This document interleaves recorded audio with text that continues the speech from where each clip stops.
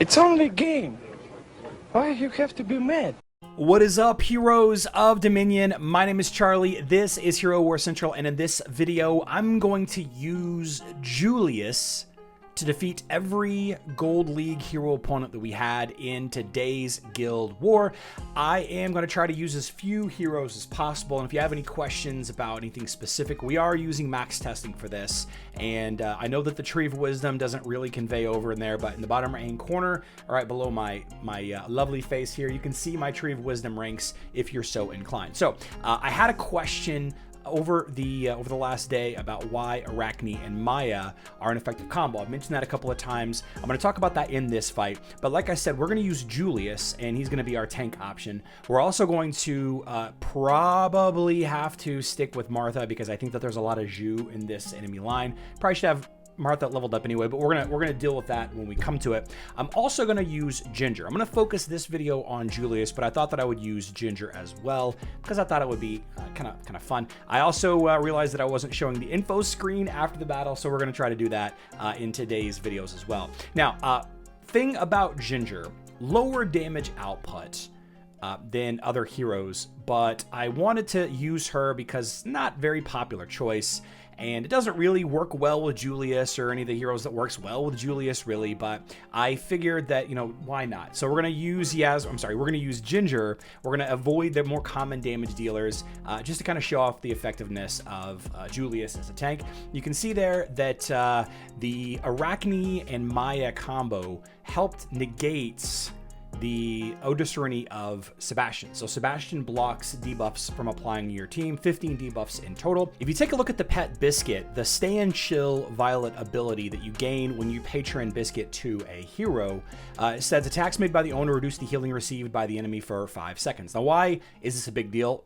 Because it blocks healing? Well, yes and no. But every time one of these is applied to an enemy, it uses up one of the charges of Ode to Serenity, right? So you have a hero like Maya that does a lot of area of effect damage, small attacks. Every time she hits an enemy, they get this debuff. It quickly burns through all of the Ode to Serenity charges, and Arachne is a stun queen. All right, she does a stun with her ultimate ability, her green ability, and a lot of pure damage with her other two. And you have the hero Maya that does a good job of grouping up enemies with, I believe it's her poison bonds. Yeah, living sprouts entangle enemies on the far left and far right, pulling them to each other and poisoning them. So they're grouped up in one column, and then you have Arachne, who stuns heroes in a specific area with her hyper jump, stunning nearby enemies for 5 seconds. Once Maya groups them up, Arachne stuns them all, and they are locked in place. Sebastian or otherwise is no match for Maya and Arachne. But that is the first fight. We're actually not going to do every fight today because a lot of them are duplicates again. Let's go on to the next one. So for fight number 2, we dropped out our Maya and we added in Nebula. One thing about Luther, and you don't see Luther a ton. It's always a shock to see a hero like this, but perfectly viable tank. I would a lot of the times use Jorgen to, you know, slow down the energy gain, try to keep Luther on that side, kind of how I would use Jorgen against Cleaver to avoid the hook for as long as possible.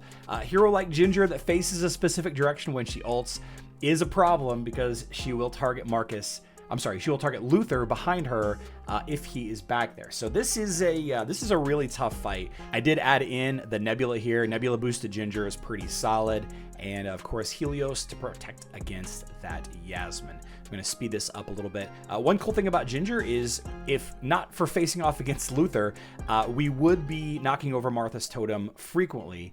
You can see that not much healing is getting put out, and there we go.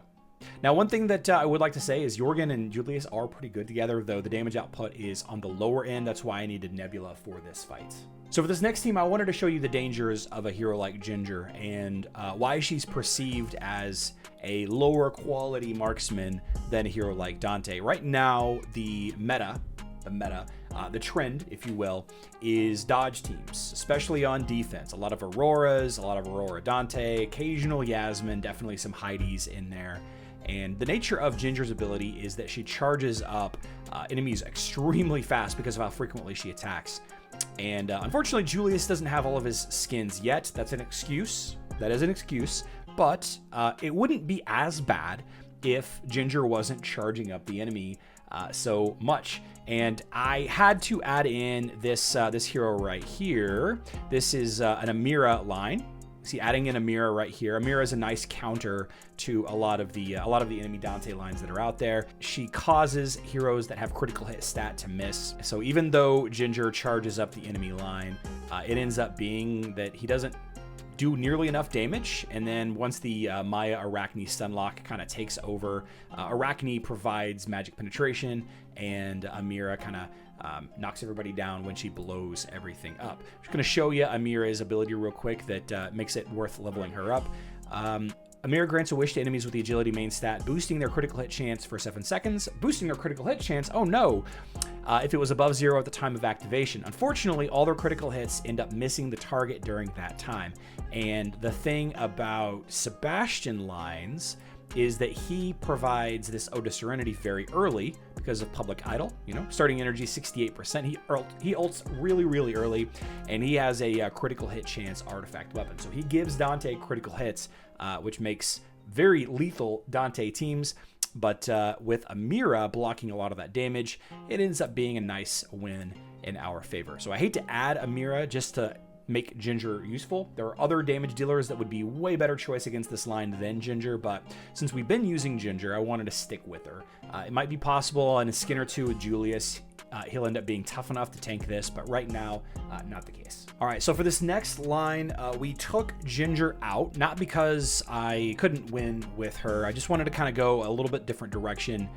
We've already used Amira and a lot of these other heroes already, so it isn't like I'm adding any new. I think this is the first time I'm using Sebastian, but I wanted to show something real quick. There's no biscuits on the enemy team, right? There's no biscuits at all on the pets on any of the heroes. So if I have my Sebastian and he's healthy, then it ends up being protected. My team ends up being protected from the stun lock from Arachne, right?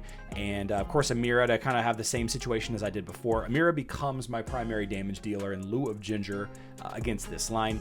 It ended up being that just adding in Sebastian is kind of what this team needs in order to be successful. I do think that I probably mistakenly put Fenris on Sebastian instead, but it is what it is, I guess. We had tried using Axel with Julius a couple of times. I know that question's going to come up. Why don't I just use Axel on Julius? But you really need Axel on Amira to keep her alive because she is still missing some of her skin. So you can see there, the enemy Arachne used her stun ult, and I was prevented from getting tied up there. The enemy line was as well because I hadn't quite chewed off all of Sebastian's. But see, Maya groups everybody up, and now I'm just going to start doing damage to everybody while Arachne hits the entire column of heroes over and over and over again.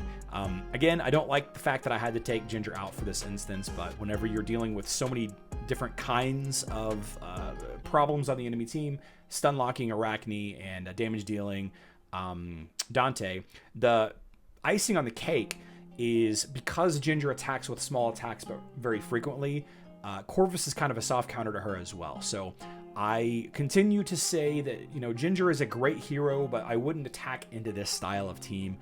It does seem like a lot of things are adding up against her, but that's okay. We'll try to get back to use her in the next fight. I knew we were going to come across one of these. This is your stereotypical LOLOsh plus tank line. I had to add in 2 heroes here again. I know it seems like I'm adding a lot of heroes really frequently here, but it's just we're facing off a lot more diverse enemy team, which is good. I had to add in Martha to protect against the enemy Zhu. Probably could have got away with Thea or somebody else, honestly, but just wanted to be safe.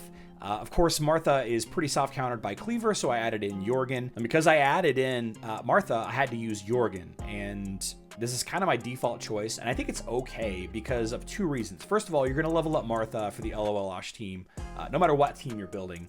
But you also have to invest very little into Jorgen in order for him to be effective. Now, this is kind of a slow grind him out fight. Once Maya and Arachne group everybody up, it's enough damage with the Jorgen magic attack and the Julius, the speed up that he gives, it ends up being enough damage, kind of grind this team down. I think that if the enemy chose an Astaroth instead, I would have gone with a different, I wouldn't have used Jorgen, but I think it could have been a little tankier, but then maybe I would have used a different hero altogether. I don't know. I don't like that I added these two heroes in here, Martha and Jorgen, but it's okay, like I said, for the reasons I mentioned earlier. I am starting to see more Anvaris on defense on my server as far as being a main tank. It is an interesting choice, but, you know, I can see it working in some occasions here. Enemy has Helios, so, you know, I don't have any critical hit heroes, so it ends up being a non-issue. Heidi is scary, I guess, as a counter to the Dante. Martha's pretty good on defense as well because Dante can't hit her. This is one of those things that makes me think that Yasmin is so good, because I can attack into this team with basically no critical hit at all. Like, I don't even have to include a Sebastian. Like, why would I even include a Sebastian here in this line? There's no need to prevent any debuffs. I just bring, you know, a basic physical attack team or a magic attack or a pure damage team, and Helios is kind of worthless. Obviously, he does magic damage, no magic penetration artifact on the enemy team to boost that damage. He does have an armor artifact, which does help against my Ginger line, I guess. But, you know, I'm going to do enough damage with Nebula boosted Ginger. I'm going to get the occasional speed up with Martha and Julius. And once the Anvari is down, it's just kind of mowing everybody over. There is a chance for the enemy Heidi to do some stuff because of, you know, causing him to ult faster because I'm attacking so quickly. But, you know, I guess this fight could have gone a little faster, but triple armor artifact, I mean, it is what it is. Yeah, so I ended up just using Nebula, Martha in this line, and it ended up being all you needed. So here's a fun fact about Carc. If your Arachne is in the same position as the enemy Carc and you ult faster than the enemy Carc does, her ult will, you know, do the work and kind of stun lock him in place. Yet another reason why Arachne is so good. And unfortunately, Carc is kind of fallen off the wayside at the super top end. I like the jet instead of the healer option here. If you just watch this fight, you will see that there wasn't really much of a chance on the enemy line. It's the same line that we used in the past two fights. I guess the past fight, I suppose. The speed up from Martha and Julius. Julius providing a shield when the shield breaks. The armor of all my allies spikes. Kind of protects against Carc. My Axel team pet protects against Carc.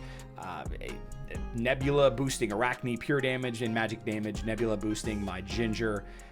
No Sebastian on the enemy team to prevent the stun locks. Yeah, pretty straightforward fight. I don't usually include two Carc fights unless they're pretty dramatically different. In this case, the enemy had Sebastian, so I kind of wanted to switch things up, use the Maya Arachne combo. Same line, I just swapped out Nebula and added in Maya. It ended up being a pretty complete fight. I did fight it with Nebula instead, and also came out victorious.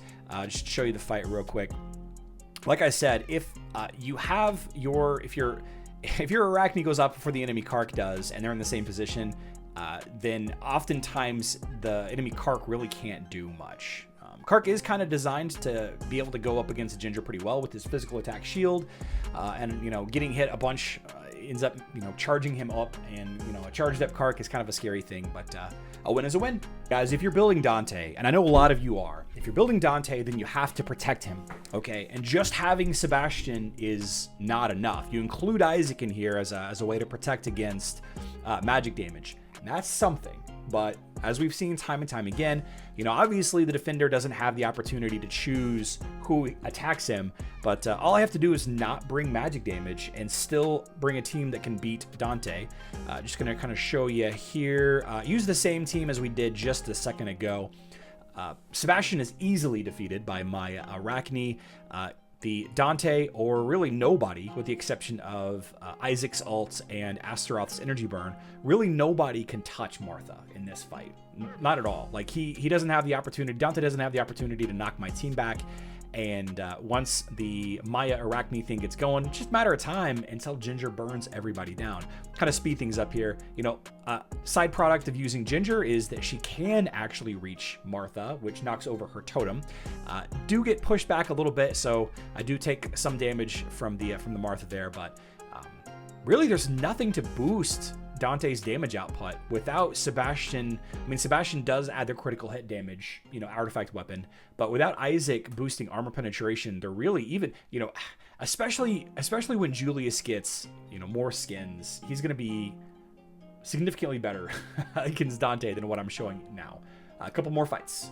I'm including this team only because the enemy chose to use Galahad. This is a very easy to defeat team. Basically the same strategy that I used in the last fight. You just don't bring magic damage and the enemy Isaac can't do anything. The Sebastian is quickly overpowered. I did throw Axel onto my Martha. You know, you should level up all your pets, I guess, is the main takeaway. Julius is more than capable of tanking Zhu. Really isn't much damage output from the enemy line.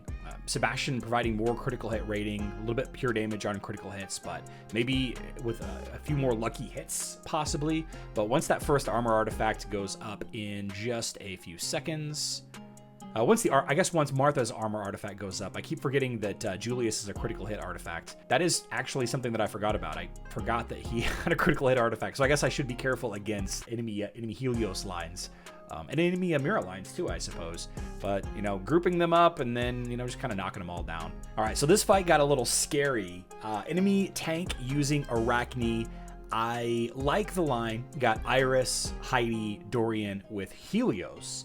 And it seems like, even though I didn't think about it before and it wasn't an issue, now it absolutely was an issue. There wasn't a single victory here that I did not lose my Ginger, and I lost my Ginger because of the critical hit damage protection that Helios provides. Between the Julius artifact weapon and the Sebastian artifact weapon, my Ginger died basically every fight. It didn't end up mattering. I still won 100%, you know, of the couple of fights that I tried. Maybe using Ginger against, maybe using Sebastian and Julius against Helios is a bad idea, but with the enemy Arachne being, you know, in the first position, and without an enemy that had a Biscuit, really, I knew that my Sebastian was going to ult first, which means all I had to do was a little bit of damage to knock over Arachne, and that was going to be the end of the fight. With her out of the way, there really wasn't much to it. All you have to do is kind of outlast Iris, which is pretty straightforward, especially if you're stun locking everybody. I wasn't going to show every single fight this time, but some of these enemy teams are pretty incredible. Again, we have an Arachne tank. This time we have a Dante and a Leon. The enemy does have a Biscuit this time, and I did lose some of my heroes in basically every single fight. I don't like how dirty the fight was. You can see in just a second I do lose some heroes. My Sebastian can't quite keep up with the enemy stun locks, but eventually I do overwhelm them. You'd think a hero like Ginger would get locked up against Leon. Probably a big part of why she's dead already, but with Leon dead, with Ginger dead, it actually helps me be victorious. Maybe this whole thing should be about Arachne instead of Julius and Ginger. Nebula boosted Arachne seems like it's a pretty potent combo here. Can't wait to get the control tree branch leveled up a little bit more. There's still a couple of really cool fights ahead of us though, so stay tuned. So inevitably, every time I post a video like this, I always get comments like, yeah, but you didn't fight any Rufus Dante teams, or you didn't fight enough Rufus Dante teams. So here's a Rufus Dante team for you. I did find it a little interesting that enemy chose to use Biscuit on Rufus. It's very common. Actually, a lot of people said that that's incorrect, but I think it's actually the correct play. A lot of people use Oliver instead of Biscuit, but Chorus as the team pet is a good choice. No enemy Sebastian though, so stun locks will do pretty well. Let's watch the fight. It is one of those fights again that maybe Ginger isn't the best choice. The Sebastian, I'm actually not sure why you really would want to use Sebastian in a fight like this. I didn't want to use Nebula. I wanted to try to grind this line out. I'll show you why in just a second, but it does help against the Fafnir stun, I suppose. It's kind of one thing, I guess, really all there is. Excuse me, I really wanted to highlight just how weak Rufus is to physical attacks. So if you can somehow negate enemy Dantes, and that's going to be through sleeps, blinds, or stuns, then you can really chew through Rufus's health pretty quickly, especially if you have a little bit of critical hit damage without an enemy Helios. Rufus is brought in to protect Dante from magic damage, but you know, if you don't have much magic damage, it ends up being a non-issue. And if, like I said, if Dante is neutralized as a threat, Rufus's place just kind of dissipates a little bit. So good team on defense. Martha Fafnir is one you're going to see a lot in the next year or so, especially with Fafnir and Martha both getting brand new celestial skins in the next month or so. I would expect to see them a lot more than you do now, especially with Ishmael, which is actually our next fight. So let's go ahead and speed this up, and we'll jump into the similar fight, but using Ishmael instead of Dante. Here's a Rufus, Ishmael, Fafnir, Martha line with Sebastian. You can see here that this player chose to use Oliver as a hero pet for Rufus, and we used Axel instead of Chorus because we are using Sebastian. You don't always need Sebastian and Chorus, and honestly, having Chorus on defense is scary because it opens you up to some pretty big hitters. This fight, I really didn't change much. I'll tell you that I did change the pet on Julius. No, that's a lie. I changed the pet on Sebastian to Albus so he can ult sooner. That way, get the critical hit up for everybody. And yeah, I thought that Ishmael was going to chew through Julius pretty quickly. And for a second there, I thought that he might. But quickly dispatching that enemy Sebastian with Arachne, and then Maya gathers everybody up, and then Ginger kind of burns everybody down. Yeah, so again, Rufus is magic damage protection against Ishmael in this situation. It is possible that if Fafnir landed on Sebastian instead of Ishmael, or Ishmael instead of Sebastian, the fight could have gone differently. But as it is, this is a win. Still haven't really added many new heroes in a little while, but maybe Ginger is the best choice. But I think Arachne, Maya, and anybody will probably be sufficient in this fight. Okay, so here's the last fight. It's an Aurora Ishmael team. I included it a little bit differently than the Rufus Ishmael because of the pet choices. We chose to go with Oliver on Ishmael. I didn't choose that. The defender in today's Guild War chose that. Oliver as a team pet as well. We didn't change teams here. We kept the same team, and it ended up being a pretty straightforward win. And as this fight kind of winds down, I want to ask of you, if you have a absolutely fully maxed out hero, I'm talking Tree of Wisdom stats maxed out, the 5th tier Ascension maxed out, all items, all skins. I am looking to build a maxed out stats spreadsheet that's sortable. We haven't had one that's effectively sortable, and you can look at it all in one place for Facebook and web in a little while. And I think that's something that would be beneficial to the community. So if you have a hero that's completely maxed out, please let me know over on Discord, and we will we'll get it added to the spreadsheet. I want to say, as we kind of wrap up this fight, that I do believe Arachne and Maya in just about every single team has been the key to most of these fights, and it's very, very much to do with the fact that they're susceptible to the dodge heroes are highly susceptible to stun. I wouldn't potentially use Arachne against casters. I wouldn't potentially use a stun locking hero or physical attackers. I wouldn't particularly use physical attackers against some of these dodge lines that you see all the time, Aurora, Dante, etc. But because you see those frequently, this is going to be what I would recommend everybody level up. Everybody should be leveling up Maya and Arachne. Arachne can do it all. In fact, I'm going to push a video out tomorrow about why Arachne is the best hero in the game. So I want to give a very warm shout out to Excelsior, the guild war that we fought today and defeated. Hope you all enjoyed this educational video on using Julius, and mostly Ginger with Julius, but Julius for sure, to defeat every Gold League opponents in today's guild war. Yeah, I love you all. Good luck in Dominion.